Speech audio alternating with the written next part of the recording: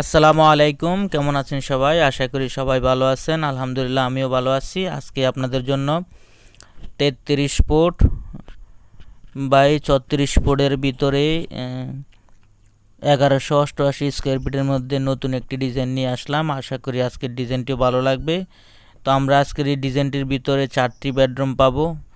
তো আমি এই ভিডিওর মাধ্যমে সম্পূর্ণ ফ্লোর প্ল্যানটা আপনাদেরকে সহজ করে দেখানোর চেষ্টা করব। তো দেখুন, এই সাইডের মাপটা হবে আমাদের 33 ফুট অ্যান্ড এই সাইডের মাপটা হবে 34 ফুট। আশা করি আপনারা বুঝতে পেরেছেন। আমি এই ভিডিওর মাধ্যমে খুবই সহজ করে শর্ট টাইমে দেখানোর চেষ্টা করব। কষ্ট করে সম্পূর্ণ ভিডিওটাই দেখবেন, একটু স্কিপ করবেন না, কারণ স্কিপ করে দেখলে ভিডিও থেকে অনেক কিছুই মিস থেকে যায়। সেজন্য অনুরোধ রইল সম্পূর্ণ ভিডিওটা দেখার। কোনো কিছু বুঝতে আপনাদের কঠিন মনে হলে অথবা বুঝতে সমস্যা হলে অবশ্যই কমেন্ট সেকশনে যোগাযোগ করবেন। আমি ইনশাল্লাহ চেষ্টা করব সমস্যার সমাধান করে দেওয়ার। তাছাড়া আপনারা যদি নিজের মতো করে কোনো নকশা বানাতে চান অথবা করাতে চান, সেটা অবশ্যই কমেন্ট সেকশনে একটু বিস্তারিত ভালোভাবে লিখে দিবেন। আমি একটু লেট হলেও আমি ইনশাল্লাহ করে দেওয়ার চেষ্টা করব। তো দেখুন, আমি এখন যে কালারগুলো করছি এগুলা বিল্ডিংয়ের ভিতরে এবং বাইরে যে ইটের ওয়ালগুলো হয় এগুলো আমি সম্পূর্ণ গ্রিন কালার দিয়ে কালার করে নিচ্ছি। আপনারা একটু ধৈর্য সহকারে সম্পূর্ণ ভিডিওটাই দেখবেন। দেখুন, আমি সম্পূর্ণ ওয়ালগুলো আমি গ্রিন কালার দিয়ে কালার করে নিলাম। আশা করি আপনারা ওয়ালের সাবজেক্টটা বুঝতে পেরেছেন, কোথায় কোথায় ওয়ালগুলো বসবে। আর উইন্ডো অ্যান্ড ভেন্টিলেটরগুলো আমি হলুদ কালার দিয়ে এগুলো একটু কালার করে নিচ্ছি, এগুলো একটু খেয়াল করবেন। তারপরও আমি আপনাদের বোঝাটা যাতে সহজভাবে আপনারা বুঝতে পারেন সেই জন্য আমি একটু মার্ক করে দিব, তাহলে আপনাদের বুঝতে আশা করি আরটু সহজ হবে।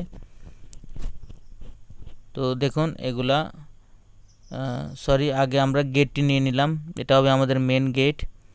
গেটের ডোরটি আপনারা 4.5 ফিট বাই 7 ফিট রাখবেন অথবা 5 ফিট বাই 7 ফিট রাখতে পারেন। স্টেয়ারটি আমরা এই সাইড থেকে উপরে উঠাবো। সিঁড়ির মাপটি আপনারা 3 ফুট করে রাখবেন। আশা করি আপনারা এন্ট্রিটিও বুঝতে পেরেছেন। তারপরে দেখুন ডোরগুলো, বিল্ডিংয়ের যে ভিতরে ডোরগুলো হবে, আপনারা বেডরুমের ডোরগুলো সম্পূর্ণ 3 foot by 7 foot, toilet and কিচেনের ডোরগুলো আপনারা 2.5 ফুট বাই 7 ফুট রাখবেন।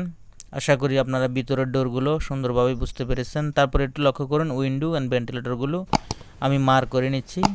এগুলা সম্পূর্ণ উইন্ডো অ্যান্ড ভেন্টিলেটর, আশা করি ক্লিয়ারলি বুঝতে পেরেছেন।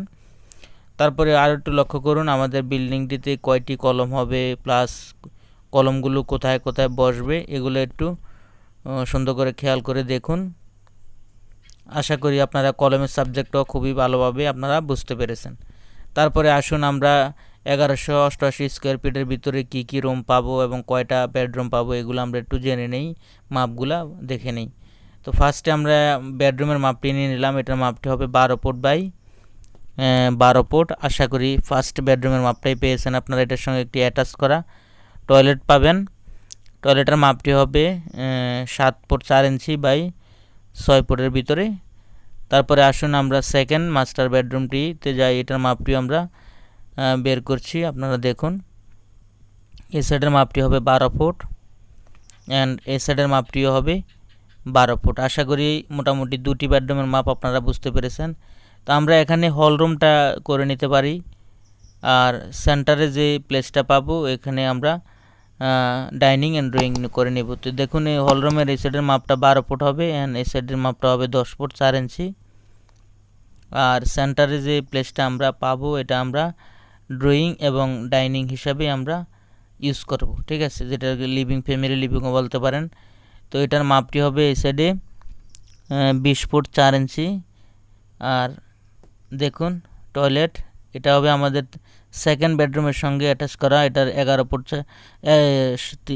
Foot 11 inch by 7 foot. তারপরে দেখুন সেকেন্ড যে বেডরুমটা হবে এটা 7 ফুট বাই 5 ফুট। তারপরে আসুন আমরা 3 নম্বর মাস্টার বেডরুমের মাপটি দেখে নিই। তো এটার মাপটি হবে 12 ফুট বাই 12 ফুট। তারপরে আমাদের যে কিচেন রুমটি হবে এটা হবে এই সাইডে। কিচেন রুমের মাপটিও দেখে নিন। এটার মাপটি হবে 10 ফুট 4 ইঞ্চি এই সাইডের মাপটি, এবং এই সাইডের মাপটা হবে 8 ফুট। তো তারপরে দেখুন আমাদের যে 4 নম্বর বেডরুমটি হবে এই বেডরুমটি আমরা 12 ফুট বাই 12 ফুটের ভিতরে রাখার চেষ্টা করেছি। তো দেখুন আমরা সম্পূর্ণ বেডরুমগুলোয় 12 ফুট বাই 12 ফুটের ভিতরে রাখার চেষ্টা করেছি। আপনারা উইন্ডোগুলো 5 ফুট বাই 4 ফুটের ভিতরে রাখলে সুন্দর হবে। আর কলম সাইজটি 10 ইঞ্চি বাই 12 ইঞ্চি রাখলে আপনারা খুবই সুন্দরভাবে দোতলা করতে পারবেন। ওয়ালগুলো সম্পূর্ণ 5 ইঞ্চি করবেন। আর বেসগুলো 4.5 ফিট বাই 4.5 ফিট রাখবেন, অথবা 5 ফিটও রাখতে পারেন। আর বিল্ডিংটি যদি একতলা কমপ্লিট করেন তাহলে আপনাদের বিল্ডিং কস্ট আসবে 19 লক্ষ টাকার মতো।